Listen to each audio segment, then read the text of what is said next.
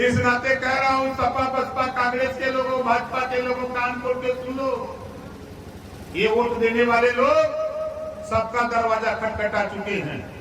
जिस दिन पीछे से दरवाजे से ये वोट निकाल लिया ओम प्रकाश राजभर, पूरा का पूरा माल तेरा खाली हो जाएगा, पता नहीं लगेगा।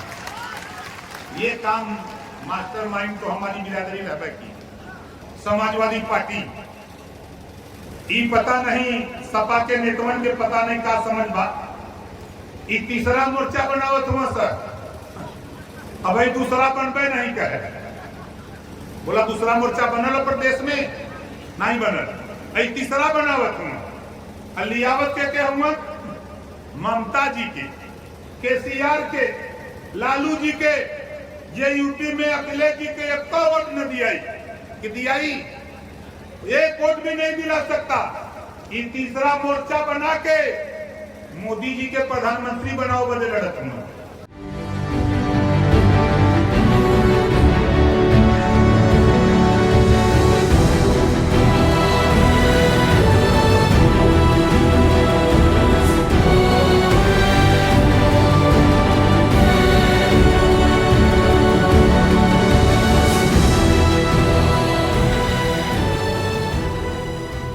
नमस्कार मित्रों, ये हुंकार है ओम प्रकाश राजभर का।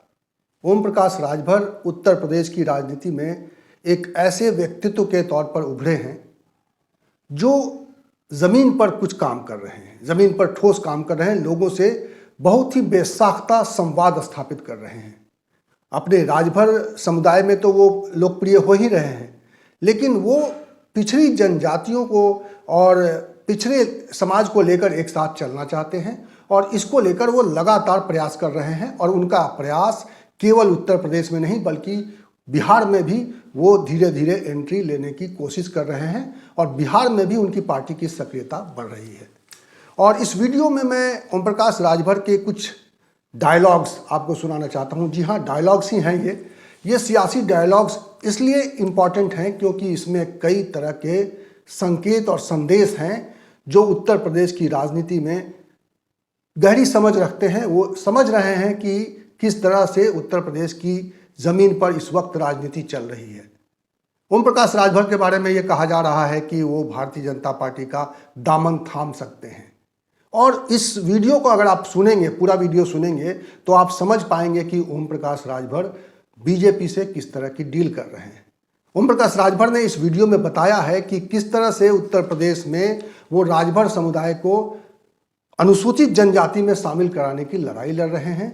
और उनके मुताबिक 16 जिले में इसकी जांच पूरी हो चुकी है, 12 जिले में ये जांच जारी है।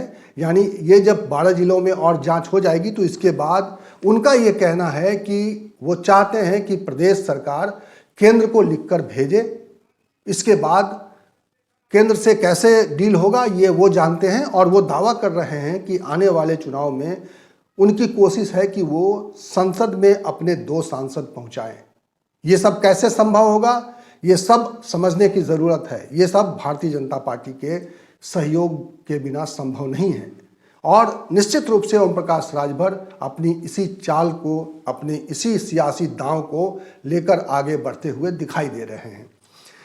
इसके अलावा वो सीधे सीधे अखिलेश यादव को चुनौती देते हुए भी नजर आ रहे हैं। 2022 के चुनाव में उन्होंने अखिलेश का साथ दिया था, अखिलेश के गठबंधन में थे, लेकिन जैसे ही उनका समाजवादी पार्टी के साथ विलगाव हुआ है, तलाक हुआ है, वो ज़्यादा तीखे तेवर हो गए हैं उनका समाजवादी पार्टी के प्रति। और उन्होंने सीधे सीधे अखिलेश यादव को सीधी चुनौती दी है कि अगर अखिलेश यादव को उत्तर प्रदेश में राजनीति करनी है तो उनको कांग्रेस के साथ जाना होगा, उनको बसपा के साथ जाना होगा, उनको ओम प्रकाश राजभर के साथ मिलकर राजनीति करनी होगी। ये सीधे सीधे वो चैलेंज कर रहे हैं और इस तरह के बयान वो घर में और कैमरे के सामने नहीं दे रहे हैं, लोगों के सामने इस तरह की बातें कर रहे हैं। अपने समाज के और एक बहुत बड़े तबके के बीच में सार्वजनिक कार्यक्रमों में इस तरह की बातें ओम प्रकाश राजभर कर रहे हैं। और इसका मतलब है सोच लिया, अगर किसी समाजवादी पार्टी को मेरी बात कड़वी लगती हो यार, चाहे दिल्ली, चाहे बंबई, चाहे कलकत्ता, चाहे लखनऊ, चाहे जौनपुर, चाहे बनारस, चाहे आजमगढ़, चाहे मऊ, चाहे जहां, बैठ करके बहस करा लो अपने अखिलेश से। हार जाएगा ओम प्रकाश राजभर तो अखिलेश के साथ, अगर वो हार जाए तो ओम प्रकाश राजभर के साथ। लड़ाई सीखो नकल कांसी राम जी से। कांसी राम जी ने दोस्ती किया था वोट वालों से, और आप जा रहे हो वो दोस्ती कर रहे हो बे वोट वालों से। मुसलमानों को गुमराह कर रहे हो कि हम भाजपा को रोकने का काम करेंगे। आप भाजपा को रोकने का नहीं, भाजपा को सत्ता में पहुंचाने के लिए लड़ रहे हो। इस नाते आप चिल्ला रहे हो खाली घूम के बेमतलब का। बंद करो चिल्लाना।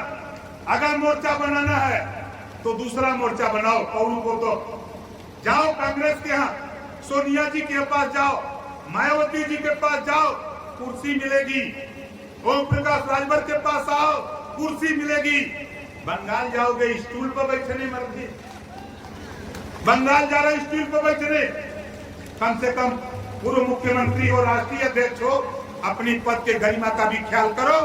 यहाँ मायावती जी कुर्सी देगी, सोनिया जी कुर्सी देंगी, ओम प्रकाश राजभर कुर्सी देगा और बड़ा भाई मान करके तेरे साथ रहेगा।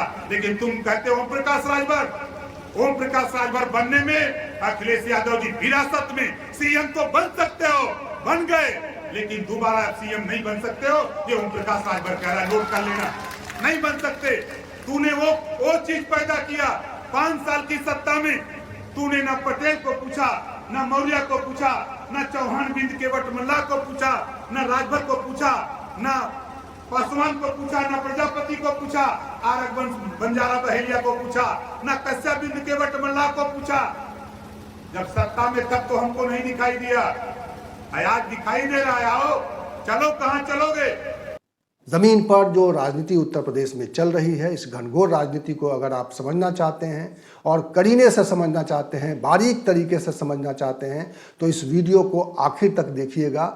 मैं ओम प्रकाश राजभर की बात को रिपीट नहीं करना चाहता हूं, अपनी ओर से उसी बात को नहीं कहना चाहता हूं, इसीलिए मैं उनके ही भाषण को आपके सामने रख रहा हूं ताकि आप खुद समझ सकें कि ओम प्रकाश राजभर उत्तर प्रदेश की ज़मीन पर किस तरह की राजनीति कर रहे हैं, किस तरह की सियासत कर रहे हैं और उनकी सियासत से किसके लिए चुनौती पैदा हो रही है। ये ओम प्रकाश राजभर आजमगढ़, मऊ, बलिया, गोरखपुर, देवरिया, श्रावस्ती, बलरामपुर, गोंडा, फैजाबाद, सुल्तानपुर, अम्बेडकर नगर, जौनपुर, मिर्जापुर, सोनभद्र, चंदौली, गाजीपुर, बनारस, बस्ती, संतकबीर नगर, सिद्धार्थ नगर, प्रतापगढ़, एटा, इटावा, कन्नौज, कासगंज, झांसी, बांदा, चित्रकूट, हमीरपुर, जालौन, मुरई, सहारनपुर, बागपत, शामली, 75 जिला में ओम प्रकाश राजभर इसी तरह का कार्यक्रम हर जिले में जाकर ओम प्रकाश राजभर कर रहा है। और हमारे कार्यक्रम से सबसे ज्यादा अगर कोई तकलीफ में है तो अखिलेश यादव जी के पीड़ा पीड़ा था। भैया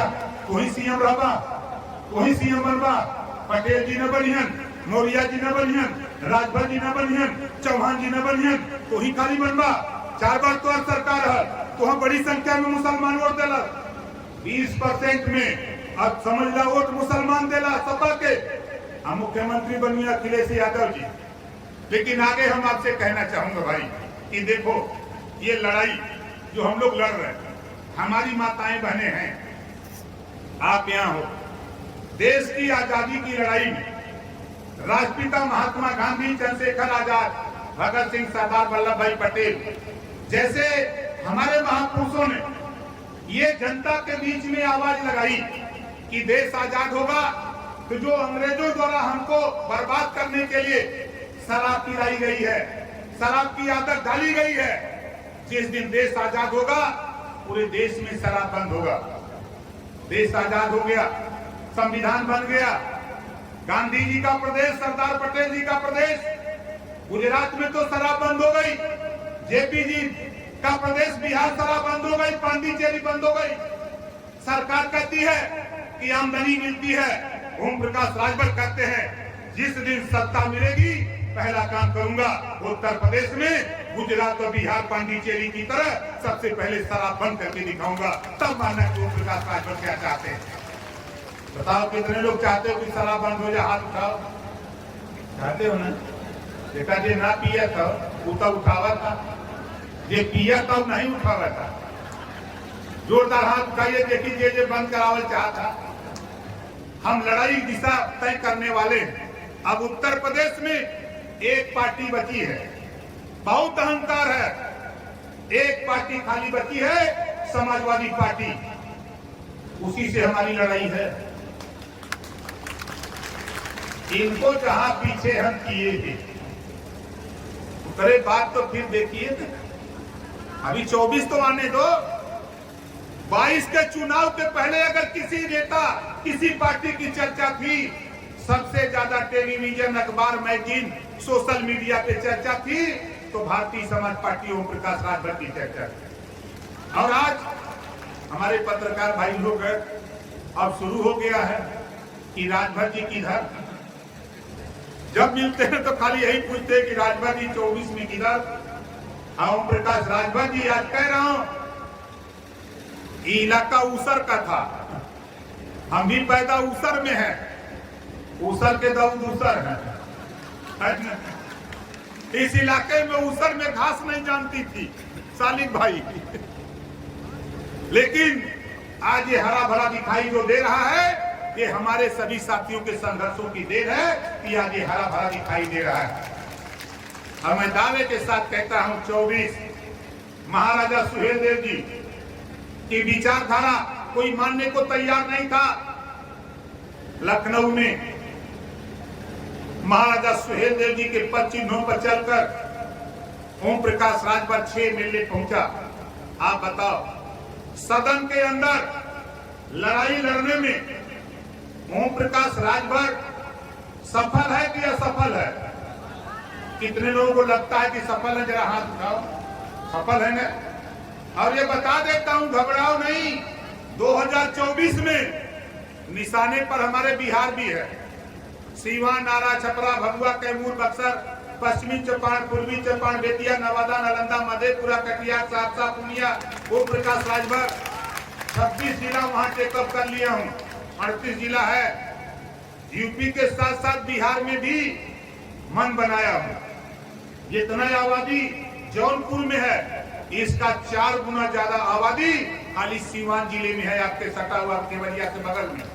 कल मैं था सीवान में, यहाँ जितने लोग जुटे हो इतना तो नहीं था, लेकिन वहां संख्या लगभग 3 से 4 हजार के बीच में थे लोग। कल अभी मैं था सीवान, आज आपके यहाँ हूँ, कल अम्बेडकर नगर रहूंगा, 5 तारीख को रहूंगा बलिया, 6 को बस्ती रहूंगा।